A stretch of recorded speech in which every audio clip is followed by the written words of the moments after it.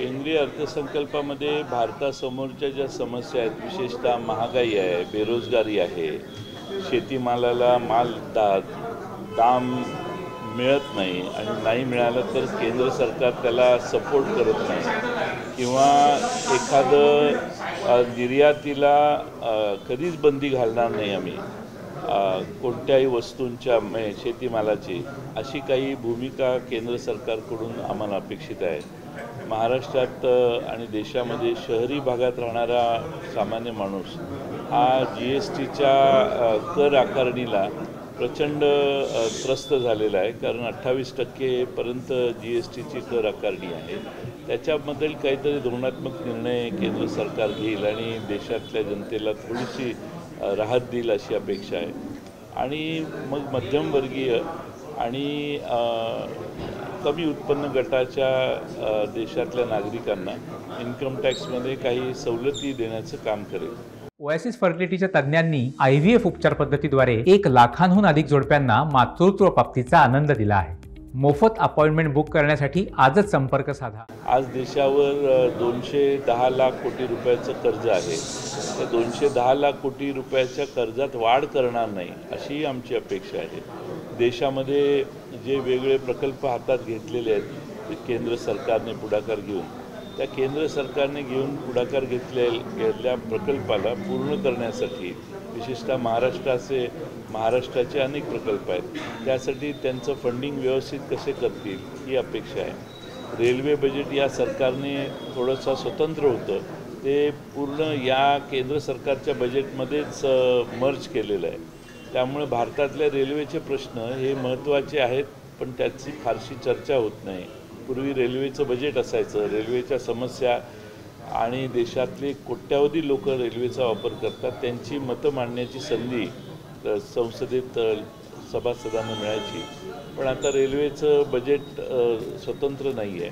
त्यामुळे रेल्वेत मुंबईमध्ये आणि मुंबईच्या उपनगरामध्ये रेल्वे वाहतुकीचा जो ताण नागरिकांच्यावर आहे तो कमी करण्यासाठी जादाच्या रेल्वे चालू करणं, एअर कंडिशन रेल्वेपेक्षा सामान्य माणसांना परवडेल अशा रेल्वे चालू करणं, वंदे भारतची तिकीटं कमी करणं, कारण वंदे भारतच्या रेल्वे चांगल्या आहेत, एअर कंडिशन्ड आहेत, पण तिकीटं सामान्य माणसांच्या खिशाला परवडत नाही. त्यामुळे एक साधारण जनतेचा समज झाला आहे की श्रीमंत लोकांचे चोचले हे केंद्र सरकार पुरवतं, सामान्य लोकांच्या गरजा आणि अपेक्षा यांच्याकडे सरकार दुर्लक्ष करतं. शेतकऱ्यांच्या विमा पॉलिसीबद्दल देखील एक ठाम निर्णय केंद्र सरकारने घेतला पाहिजे. वेगवेगळी राज्य 1 रुपयात विमा, कमीत कमी प्रीमियममध्ये विमा अशा घोषणा करतं, पण केंद्र सरकारची त्याला जी जोडणी आहे ती जोडणी आणि विमा कंपन्यांनी घातलेले जे वेगवेगळे कंडिशन्स आहेत, म्हणजे द्राक्षाचा विमा काढला असेल तर द्राक्ष उत्पादकाला तो कधीच विमा मिळत नाही, कारण ठराविक दिवस कंटिन्युअस 25 मिलीमीटरपेक्षा जास्त पाऊस पडला पाहिजे अशी एक अट आहे. आणखीन काही अटी आहेत. म्हणून जाचकटीने जो विमा या देशातल्या शेतकऱ्यांना मिळत नाही त्या जाचकटी दुरुस्त कराव्यात आणि विमा कंपन्यांनी एखाद्या वर्षी 1000 कोटी रुपयाचा प्रीमियम घेतला असेल तर किमान 700-800 कोटी रुपये त्या वर्षी जर एखादी कॅलॅमिटी आली तर शेतकऱ्यांना परत केले जावेत, अशी किमान सिस्टीम या देशातल्या शेतकऱ्यांच्या विमा पॉलिसीबद्दल झाली पाहिजे. आता केंद्र सरकारने अनेक वेगळ्या योजना घरबांधणीच्या काढलेल्या आहेत. मी लोकसभेत एक भाषण मोदी साहेबांचं ऐकलेलं की आम्ही 3 कोटी घरं बांधणार आहे. आता 3 कोटी घरं बांधण्याच्या आधी मागची घरांनाच पैसे आलेले नाहीत. मागची घरं अनेक ठिकाणी अर्धवट बांधलेली आहेत. लोकांनी आपली घरं उतरवली आहेत आणि नवीन घरं बांधायच्या उत्साहानं, पण त्यांना पुढचे दुसरे आणि तिसरे टप्प्याचे पैसे आलेले नाहीत. अशा अनेक योजना आहेत की ज्या योजनांना केंद्र सरकारचे पैसे येत नाहीत आणि आज केंद्र सरकारने मागच्या वर्षी जवळपास 60,000 कोटी रुपये राज्य सरकारला द्यायचं बजेटमध्ये सांगितलेलं आहे, पण आले किती? 49,000 कोटी रुपये. म्हणजे तुम्ही राज्यांना ज्या कमिटमेंट देतात त्या देखील पूर्ण करत नाही आणि परत त्या राज्यात जाता आणि म्हणता की आम्ही 10 वर्षात 10 लाख कोटी रुपये दिलेत. हिशेब बघितला तर 10 लाख कोटी बसूच शकत नाहीत. पण जोरात बोलायचं, घोषणा मोठ्या करायच्या, पण त्या योजनांची डिलिव्हरी लोकांच्यापर्यंत पोचत नाही, ही फार मोठी समस्या आहे. नरेंद्र मोदींनी रेवडी सरकार असा काही देशातल्या सरकारांचा उल्लेख केलेला होता. रेवडी सरकार जी आहे त्या रेवडी सरकारमध्ये आता नरेंद्र मोदींचे फॉलोअर पण बसायला लागलेले आहेत. त्यांना जे फॉलो करतात ते सरकार देखील बसायला लागले आहेत. त्या रेवडी सरकारच्या प्रवृत्तीला आळा घालण्याचं काही केंद्र सरकारच्या स्तरावर काही मर्यादा राज्य सरकारांच्या रेवडी वाटपाबद्दल आणणार का, याचाही खुलासा केंद्र सरकारच्या बजेटमध्ये आज आम्हाला अपेक्षित आहे. साहेब, लोकसभेमध्ये आपण जर बघितलं तर शेती प्रश्नाचा मोठा फटका, कांदा असं केला तर मोठा फटका हा बसलेला होता महायुतीला. त्यामुळे यंदाच्या बजेटमध्ये, या बजेटमध्ये शेतकऱ्यांसाठी काही महत्त्वाच्या घोषणा असतील असं वाटतं? महाराष्ट्राची निवडणूक आता 2 महिन्यात होणार आहे, त्यामुळे मला खात्री आहे की महाराष्ट्राला खुश करणाऱ्या काही घोषणा हे बजेटमध्ये करतील, बजेटनंतर विसरून जातील. तसं कांद्याबाबतीत, कपासीबद्दल, सोयाबीनबद्दल काही ना काही उल्लेख हे करतील असा माझा अंदाज आहे. कारण शेवटी भारतीय जनता पक्ष हे निवडणूक जिंकणारी मशिनरी झालेली आहे. कारण आता कुठल्या राज्याची इलेक्शन आहे तर नोव्हेंबरमध्ये महाराष्ट्राची आहे. मग महाराष्ट्राला काय पाहिजे ते 4-6 वाक्यात तशी बोलायची आणि पुढे निघून जायची. राज्यावर कर्जाचा बोजा हा खूप मोठा आहे, राज्य सरकारने काढलेला कर्ज हे स्वतः काढलेलं आहे. त्या कर्ज फेडण्यासाठी केंद्र सरकार कधी मदत करत नाही. परंतु राज्य सरकार, मोदी साहेबांचंच भाषण आहे की रेवडी वाटणारे सरकार रेवडी वाटून मतं मिळवतात, हे मोदींचं भाषण आहे, आमचं नाही आहे. त्यामुळं त्याच्याबद्दल काही निर्बंध काही केंद्र सरकार आणणार असेल तर मला माहीत नाही. पण केंद्र सरकारचं, राज्याचे तर कर्ज आहेच, पण केंद्र सरकारचंही कर्ज फार मोठं आहे. 205 का 210 लाख कोटी रुपये केंद्र सरकारने कर्ज काढलेलं आहे. आणि 210 लाख कोटी रुपयाचं कर्ज काढल्यामुळे ते परत फेडणाऱ्यांना इंटरनॅशनल मॉनिटरी फंडाने सांगितलेलं आहे की एवढ्या वेगाने कर्ज काढू नका, नाही तर श्रीलंकेसारखी परिस्थिती निर्माण होऊ शकते तुमच्या देशात. हा सल्ला IMFने दिलेला आहे. त्यामुळे ती बंधनं केंद्र सरकार काय पाळतंय का पाहू. आज नाशिकमध्ये आहात तुम्ही, नाशिक वेगवेगळ्या मतदारसंघांनी हा आढावा घेणार आहे. साधारणपणे किती जागा नाशिकमध्ये लढण्याची इच्छा आहे आपल्याकडून?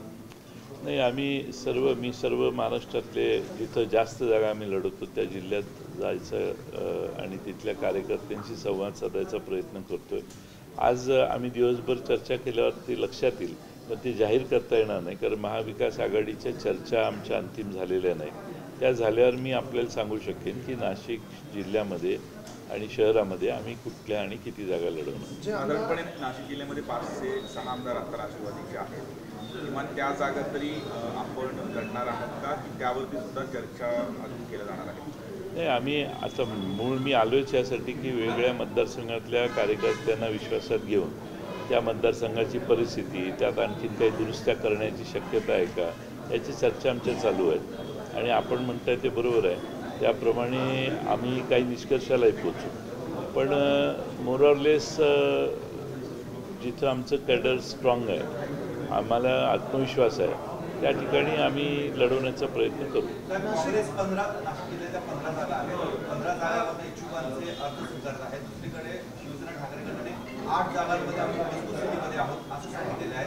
आपले सध्या विद्यमान 6 आमदार होते ते तर अजित पवार गटामध्ये आहेत. तर ह्या 6 जागा आणि एकूणच नाशिक जिल्ह्याबाबत आपलं काय? नाशिक जिल्हा हा पवारसाहेबांना मानणारा जिल्हा आहे. त्यामुळे सर्व संघातल्या सर्व जिल्ह्यात जेवढे मतदारसंघ आहेत त्या सगळ्यांची आज मी चर्चा संवाद करणार आहे. बघूया काय होतं. पण महाविकास आघाडीच्या कुठल्याही नेत्याने आम्ही काय करणार आहे याच्यावर भाष्य करू नये असे संकेत पाळले पाहिजेत. ते संकेत मी पाळणार आहे. ग्रामीण भागातल्या ज्या 6 जागांवरती आपले आमदार होते जे आता अजित पवार साहेबांबरोबर आहे, तर त्या 6 जागांवरती आपल्याकडे प्रबळ दावेदार राष्ट्रवादी काँग्रेस पक्ष शरद पवार गटाकडे आहेत. आता याच जिल्ह्याने चमत्कार करून दाखवला आहे. बगरे सर यांना निवडून दिलेले आहे. बगरे सर तालुका राष्ट्रवादी काँग्रेस पक्षाचे अध्यक्ष होते. त्यांना लोकांनी डोक्यावर घेतलं. त्यामुळे सच्चा, प्रामाणिक आणि लोकांची सेवा करू इच्छिणारा कोणताही कार्यकर्ता निवडून द्यायची मानसिकता लोकांच्यात आहे. आणि ज्या ठिकाणी शरद पवार साहेबांना फसवण्यात आलेलं आहे, काही लोक सोडून गेलेले आहेत, त्या ठिकाणी तर बरेच पर्याय आहेत. त्याच्यातले काही लोक जे आहेत ते पुन्हा आपल्या संपर्कात आहेत, त्यांना पुन्हा घेण्याचा विचार होईल? नाही, आता संपर्कात काय सगळ्यांशीच आपल्या ओळखी आहेत, पण मी त्याच्यावर भाष्य करणं आणि त्यांना अडचणीत आणणं योग्य नाही, नाही तर मग लगेच त्यांना प्रॉब्लेम तयार होतो.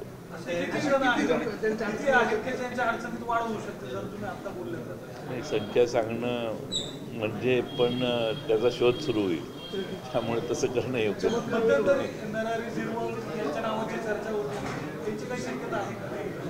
नाही. असं इंडिव्हिज्युअल प्रश्नाला उत्तर देणं मला योग्य वाटत नाही.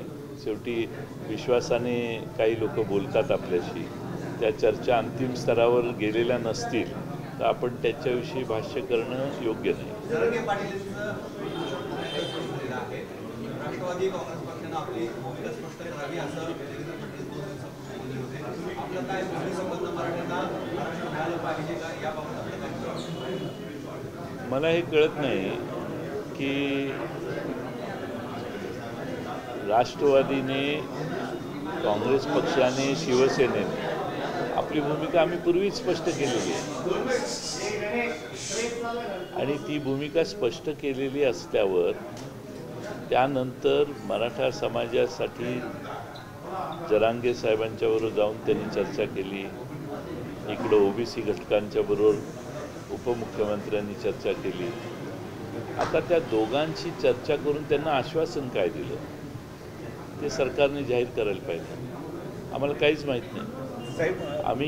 आम्ही जाऊन चर्चा कोणत्या मुद्द्यावर करायची आणि त्यामुळं मराठा समाजाशी चर्चा मुख्यमंत्री महोदयांनी जी केली असेल ती त्यांना माहिती.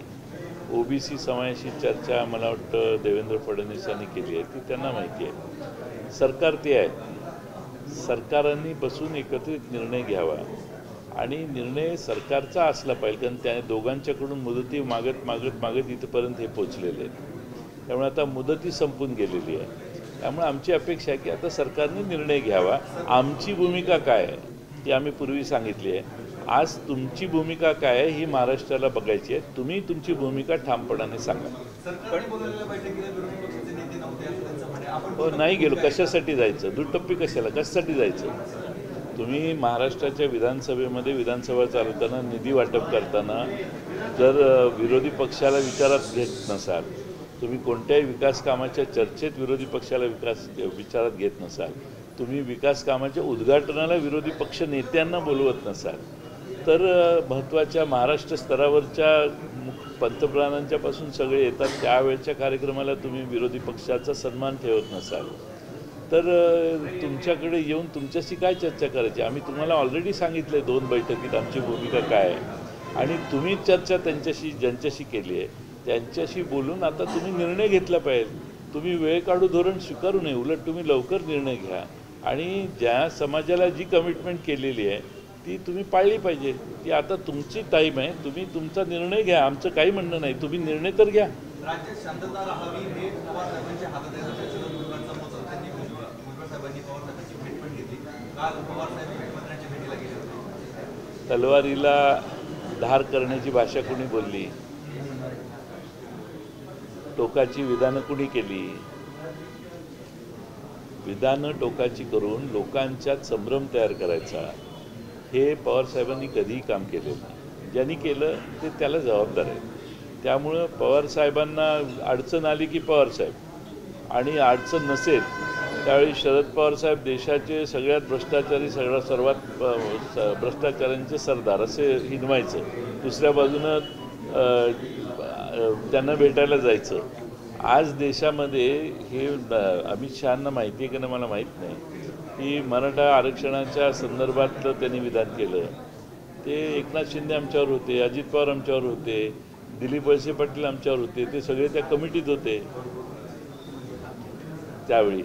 दुसऱ्या बाजूने आज तुम्ही ज्या पद्धतीने पवारसाहेबांना टार्गेट करताय, मागच्या निवडणुकीत भटकती आत्मा म्हणून पवारसाहेबांचा उल्लेख केला. ती आत्मा भटकती आहे का महाराष्ट्राच्या हृदयात आहे हे महाराष्ट्रानं सिद्ध केले.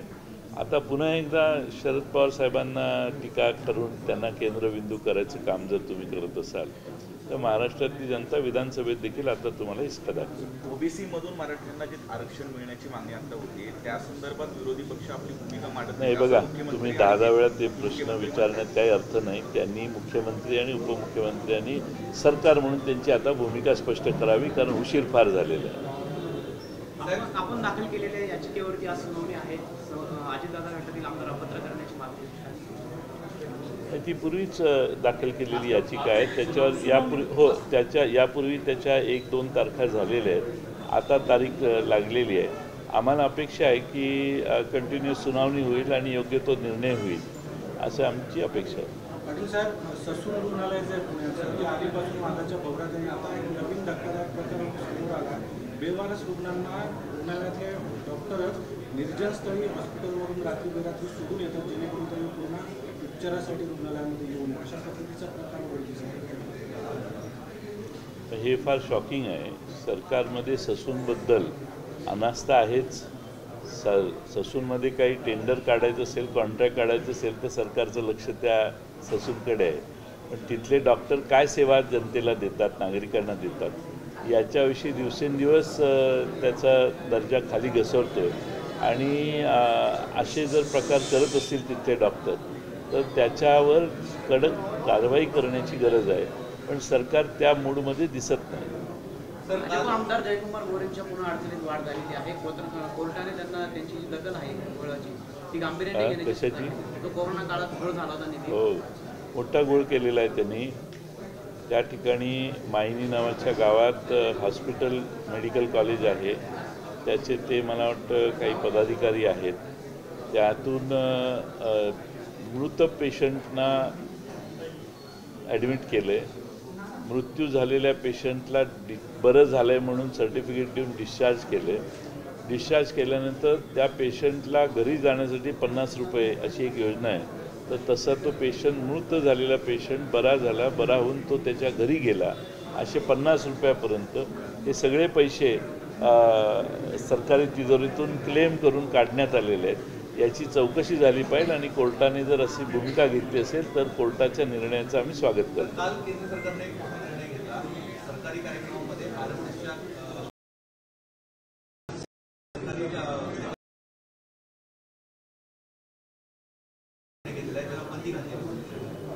हे अत्यंत दुर्दैवी आहे. शक्यतो आपण सरकारी कर्मचारी कोणत्याही संघटनेशी असोसिएट नसावा असे आपण समजतो, संकेत आहेत. आणि तेवढ्यापुरतं किमान एवढे तरी साधनसूचिता दाखवली पाहिजे की सरकारी कर्मचारी समाजातल्या कोणत्याही विचारसरणीशी कमिटमेंट नाही आहे, फक्त घटनेशी कमिटेड आहे तो. आणि देशाच्या घटनेशी तो नोकरीत येताना देखील जे शपथ घेतो ती तीच घेतो की आम्ही न्यायाने नियमाने काम करू. आज या देशातल्या कोणत्याही जातीय संघटना, सामाजिक संघटना किंवा कल्चरल वेगळे जे काही असतील त्यात शक्यतो पॉलिटिकल थिंकिंग ज्या संघटनात वेगळं आहे, जे त्या ठिकाणी सरकारी कर्मचाऱ्यांनी उपस्थिती दाखवू नये असा आत्तापर्यंतचा संकेत आहे. पूर्वी याबाबतीत निर्णय झालेले आहेत फार वर्षापूर्वी. त्यामुळे असा निर्णय घेण्याची RSS बरं चाललं आहे. त्यांना त्यांचे फॉलोअर्स आहेत, त्यांचे विचारसरणीची लोक आहेत.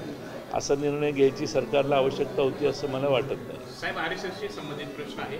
भाजपच्या काही महत्त्वाच्या नेत्यांसोबत RSSच्या काही संघाच्या पदाधिकाऱ्यांची बैठक आहे मुंबईमध्ये. काही दिवसांपूर्वीच अजित पवार गटाला सोबत घेऊन आपण नुकसान झाले असं देखील कुठेतरी त्यांचं वक्तव्य आलेलं होतं एका वृत्तपत्रामध्ये देखील. आणि आज ही बैठक होती.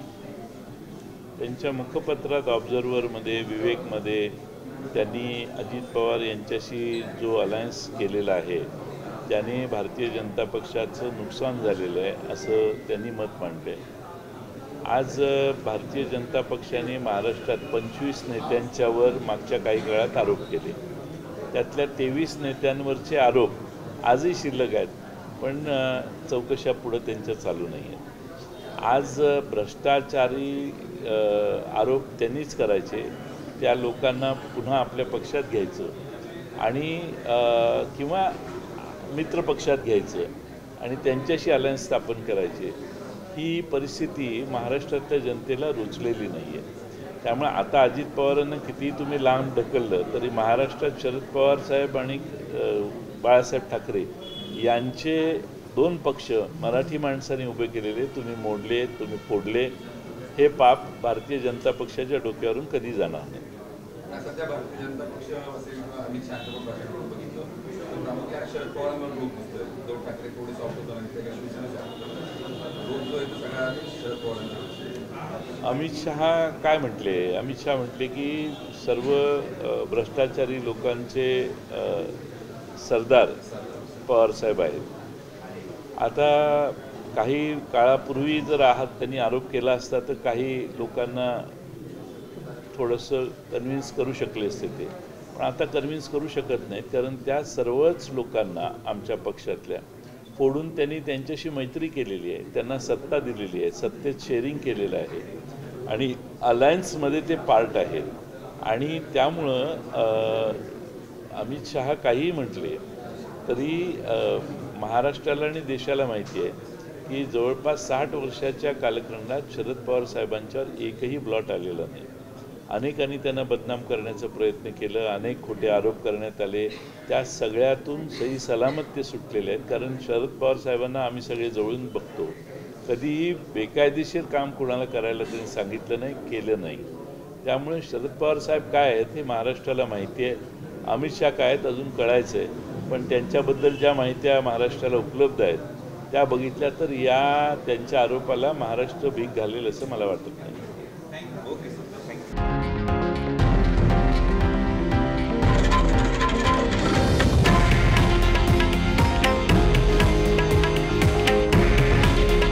हे आहे देशातील नंबर 1 न्यूज नेटवर्क आणि आपण पाहत आहात TV9 मराठी. काळजी तुमची, हित महाराष्ट्राचं.